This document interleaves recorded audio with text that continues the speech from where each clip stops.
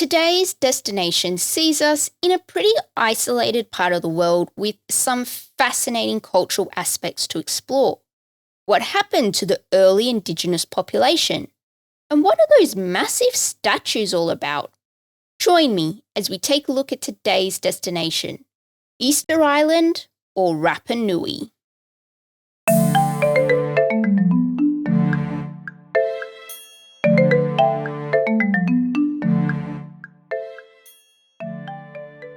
Welcome to Destination History, where we tackle interesting and fascinating places, take a good old stroll through the history behind them.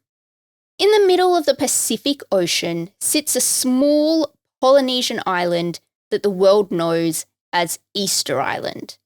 The island is pretty isolated, sitting over 3,500 kilometres off the coast of Chile, although it's not all too big, measuring just 23 kilometres long and 11 kilometres wide.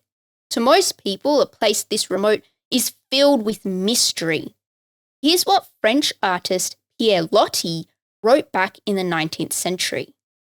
There exists in the midst of the great ocean, in a region where nobody goes, a mysterious and isolated island.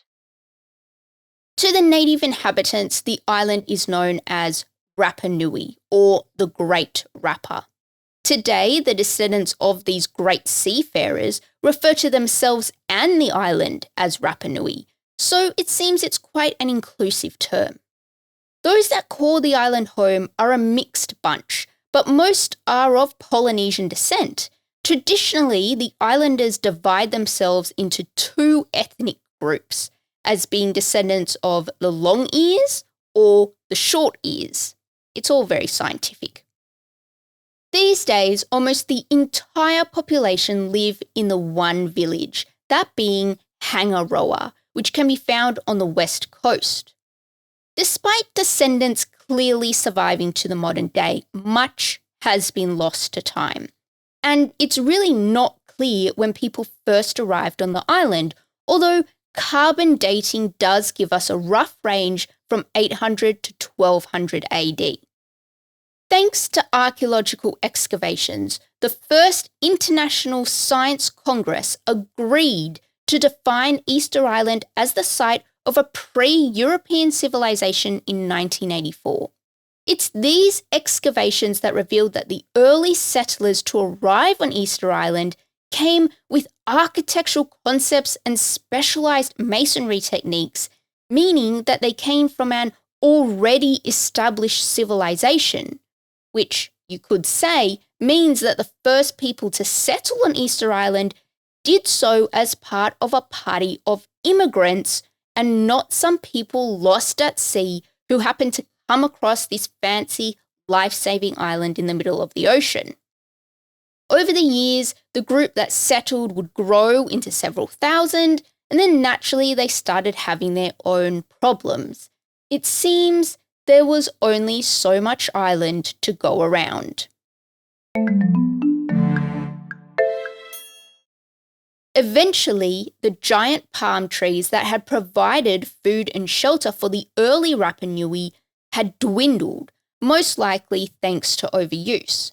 And because there were no trees, the nutrient-rich soil started to erode, meaning there wasn't much wood or food going around. And so the people calling Easter Island at the time had to turn to grass. You have to be pretty desperate to take to burning grass. That's a quote from John Flenley, who co-authored a book called The Enigmas of Easter Island. And he's right. It must be a pretty desperate situation where you've burnt all the wood on the tiny island that the only way to get any kind of fire going is to burn grass. And things didn't really get better. By the time the first Europeans arrived at the island, this would be the Dutch, who turned up on Easter Day in 1722, spending only one day exploring. They weren't very creative when giving the island its European name. They noted the island as being pretty much barren. The Dutch also found a population that appeared to worship massive statues and some had slit earlobes that hung low, an oddly non-Polynesian custom. Jared Diamond, in his book Collapse, wrote that Easter Island was the clearest example of a society that destroyed itself by over-exploiting its own resources. Which, if we're being honest, is probably an apt lesson to learn for modern people, since we are living and, by happenstance, over-exploiting our own resources. A couple decades later, an expedition out of Peru re-found Easter Island in 1770. Having spent about 4 days on the island, the population seemed to be faring a bit better with an estimated number of 3,000. But just a couple years later, civil war appears to have ravaged the island by the time Captain James Cook arrives in 1774. By this time, the population is struggling, with only 600 to 700 men and around 30 women. The English explorer also found that the large statues were no longer being honoured, with most having been overthrown. It really is crazy how much can change in just a couple of years. The next century saw the population rise and fall quite dramatically. In 1786, the French found about 2,000 people living on the island. Then in 1860, despite the population having grown to 3,000, there was a pretty big slave raid from Peru, and then of course smallpox did its thing, and by 1877 the population was down to 111. But then, as we near the end of the 19th century, the Easter Island population starts to bounce back again. A French Catholic missionary settled on the island in 1864, and Christianity started to spread. Then you have settlers arrive with some sheep in 1870, and in 1888, Chile annexes the island, which means that by the time we get to 1963, all islanders are full Chilean citizens.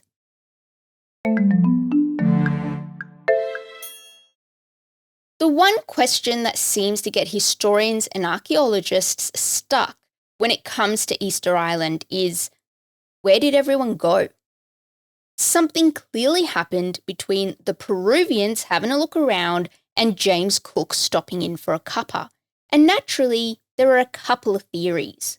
The general theory is that at some point, the island's resources were overtaxed. That seems pretty simple. They simply cut down too many trees. Christian Arevalo Pacarati, an artist who's worked with archaeologists that have come to study the island, tells us just how bad this could have been. Without trees, you've got no canoes. Without canoes, you've got no fish. That's pretty straightforward. Pacarati also reckons that it was when the population ran out of resources that a full-blown civil war broke out. They abandoned their massive idols and just started killing each other. We already know that the population was made up of two distinct cultures, the long ears and the short ears. And tradition says that it's between these two groups that war raged. The short ears, tired of being treated like servants of the long ears, decided to become their own masters, and that meant removing the long ears from power and from life. It was probably also around this time that the stone statues that were once worshipped were also overthrown. And while that is the standard surface level story that's told, some think there was another cause. Back in 2000, an archaeological team led by Terry Hunt excavated what they believed to be one of the earliest settlement sites at Anakaina, on the northern side of the island. Hunt sent samples from the site off for radiocarbon dating. Thanks to other archaeological finds in the area, Hunt fully expected the results to date to around 800 AD, which is when people were first believed to have arrived and settled on the island. But Hunt's sample returned a date of around 1200 AD, meaning that the people who called themselves Rapa Nui arrived much later than first thought. Hunt, believing his dating to be correct and those of other archaeologists to be wrong, realised that the deforestation of the island must have occurred a whole lot faster than originally thought, meaning that the devastation wrought on the island's environment by human hands was pretty fast. But Hunt clearly has a soft spot for his fellow humans because he didn't think that humans alone could destroy the forests on the island. Throughout his dig, he found a fair few rat bones and came to the conclusion that the rats must have helped the humans along. After hitching a sneaky ride on the boat, the Polynesian rat found unlimited delicious food thanks to the palm trees. Here's how Hunt says it happened. Rats would have an initial impact, eating all of the seeds. With no new regeneration, as the trees die, deforestation can proceed slowly. So the rats' eating habits, coupled with the people's penchant for cutting down and burning trees, would not have been Captain Planet's idea of teamwork. In the end, both helped the downfall of the other. This hypothesis is not really a popular one among other Easter Island historians and scientists. One such pollen analyst out of New Zealand, John Flenley, accepts that rats were in abundance on the island but doesn't think they would have helped with the deforestation. Thanks to core samples featuring charcoal, Flenley reckons, certainly there was burning going on. Sometimes there was a lot of charcoal. I'm inclined to think that the people burning the vegetation was more destructive than the rats. Interestingly, Flenley also found that the samples showed an abundance of pollen until around 800 AD, when the pollen number dramatically dropped off, suggesting less trees able to produce that tasty pollen, which would concur with other radiocarbon dates suggesting early human occupation. And then, of course, you can't forget the absolutely mind-boggling, devastating effects of Western diseases. Here's Flenley again. I think that the collapse happened shortly before European discovery of the island, but it could be that the collapse was more of a general affair than we think, and the Europeans had an effect on finishing it off.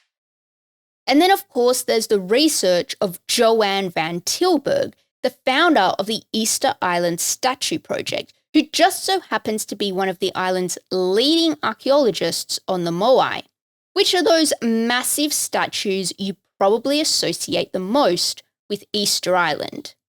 She reckons there's no way that people were building megalithic structures so soon to arriving on the island. That kind of building would have taken time. Here's her 2 cents.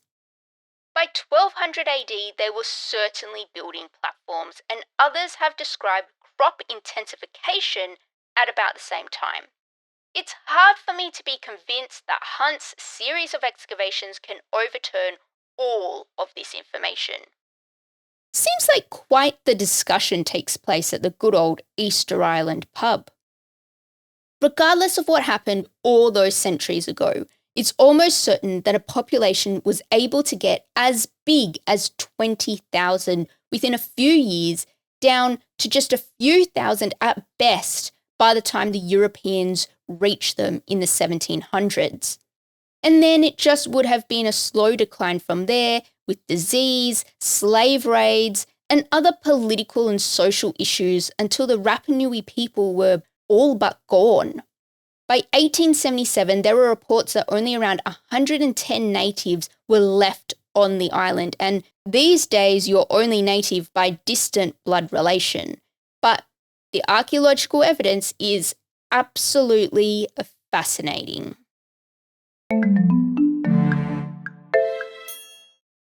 For most people, the only thing they associate with Easter Island are the massive statue heads, also known as the Moai. But even after all these centuries, it's still slightly up for debate as to why these massive statues were even around. Here's Pierre Loti again. The island is planted with monstrous great statues. Its great remains an enigma. Very little remains of the oral history of the original islanders. So the reasoning behind the Moai is fairly uncertain, although it is thought they were created in order to honour the ancestral chiefs who, through these statues, would protect the community from harm. And there certainly are a few of them. There's almost 1,000 statues throughout the island, with some just short of 10 metres tall. And they are heavy. You're certainly not going to be lifting and moving this around on your own. And that in itself is the real mystery. There are some who think that the population residing on the island were just too primitive and isolated to have come up with the stone masonry and engineering to achieve such a feat as can be seen in the presence of the Moai. James Cook even had his own opinion in 1774. We could hardly conceive how these islanders, wholly unacquainted with any mechanical power, could raise such stupendous figures. Classic British explorer thinking everyone but themselves are unevolved. But we'll return to moving the massive statues in just a moment. First, let's discover what we can about their appearance. The statues are of course naturally gigantic, but through several excavations there appears to be 3 distinct cultural periods, each with a slightly different Moai design. Statues dating to the early period are easily identified thanks to their ahu, or stone platform. These guys are fairly blocky, not a whole lot of curves, and interestingly have a fair few characteristic features that are quite similar to pre-Inca monuments, as can be seen at Tiwanaku over in Bolivia. The middle period shows us more and more sturdy ahus to go along with taller and heavier Moai, and it's probably the middle period statues that you think of when you think of Easter Island statues. Quite interesting was that these statues also featured a pukao, described as a top knot that sat atop the statue, easily identified as these were carved out of a different type of rock, a tough rock, which gave them a red hue. Generally, these guys are about 4 to 6 metres tall, but there are 1 or 2 at 10 metres, all from a single block of stone, and of course with its pukao proudly balancing on top. What's truly fascinating is that back in the quarry, where they carved the statues, there are even bigger unfinished statues. There's one that's half buried but measures about 11 metres, and then there's another at 21 metres tall that still has its back attached to the quarry wall. Now that's impressive. Now this quarry I'm talking about is actually a volcano's crater. What's left of Ranu Raraku is where you can find numerous unfinished statues, all seemingly just left as though the sculptor was suddenly interrupted. It seems that the main body shape was carved out straight from the crater, with the eye cavities and top knots added only after the statue was erected atop its ahu. It was back in 1978 that archaeologists and historians decided that the cavities for the eyes would have been inlaid with white coral and a dark stone disc in the centre for the pupil. And then it was only in 2009 that British archaeologists found that the top knots were made in a separate quarry hidden within another ancient volcano, this time the Punapau. While the early period statues had similarities with artwork in ancient South America, these middle period statues have no likeness anywhere around the world. They are entirely unique to Easter Island and the Rapa Nui. Now, the late period is where things start getting dicey. Almost all of these statues were overthrown and left unfinished, as it's thought the population descended into a full-blown civil war. Remember the long ears and the short ears? Here's Pakarati to give a bit more information. It's hard to imagine how the carvers must have felt when they were told to stop working. They'd been carving these statues here for centuries, until one day the boss shows up and tells them to quit, to go home because there's no more food, there's a war, and nobody believes in the statue system anymore. whoa, it must have been quite the shift in the social moray that they all just downed their tools and started fighting. Let's now have a closer look at how these people, islanders who didn't have anywhere near the kind of technology we do now, were able to move massive, enormous stone statues to wherever on the island they chose. Here's Pakarati again. These people had absolute control over the stone. They could move stones from the volcano quarry to Tahe, which is 15 kilometres away, without breaking the nose, the lips, the fingers, or anything. You have to admit, that is pretty impressive. But just how did they do it? That is yet another thing being hotly debated. There's a Rapa Nui legend that says the Moai walked across the island to their chosen spot. And by using this legend, archaeologists have proposed several methods that involve log rollers, sledges, and ropes. In fact, in 1955 and 56, 12 islanders were able to reenact how they thought it all happened. Over 18 days, with only 2 wooden logs as their tools, they were able to lift a 23,000 kilogram statue 3 meters off the ground and tilt it onto an ahu. They believe that stones of all shapes and sizes would be wedged under the stone one at a time to slowly raise it so that it could be easily moved onto its platform. Now, when it came to walking the statue, that actually took 180 islanders to pull what was a medium-sized statue. But when the experiment was tried again in 1986, they ended up only needing 15 people to move a medium-sized statue by pulling one side then the other, essentially waddling the monument across the ground. Just imagine one of the largest statues going through this process. Now that would have been an amazing sight to see.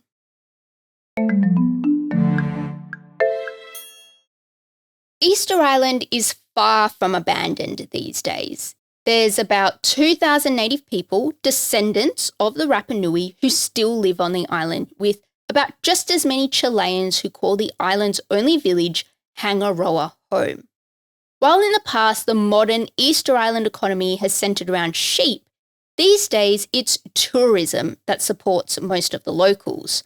From indigenous artistic traditions to the cultivation of sweet potato, chickens, and coastal fishing, tourism is what helps people pay the bills. Despite only being added to the UNESCO's World Heritage List in 1995, the island has been welcoming tourists since the 1960s. There are even a few hotels that have been built to accommodate the visitors. And the Chilean government does what it can to keep Easter Island on the map. There are flights twice a week to and from Santiago, guided tours are organised, and reforestation projects have been initiated. If you wish to visit Easter Island for yourself and see just how enormous those moai really are, then you can visit the island all year round, although January to March, the summer months, are peak season. Spanish is generally the language you'll hear spoken, as it is in Chile, and you can hire a motorcycle or mountain bike to get around to all the classic tourist spots. And it's important to say that the island isn't just for its cultural history.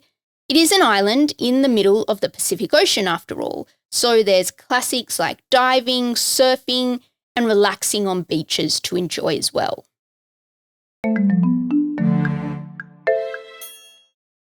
Now that we're at the end of today's episode, feel free to check out everything else we have to offer over on the website at destinationhistorypod.com. If there's something that you want to hear about, shoot through your suggestion and you might just see it appear on the podcast. Keep those earlobes peeled for the next episode. Catch you then.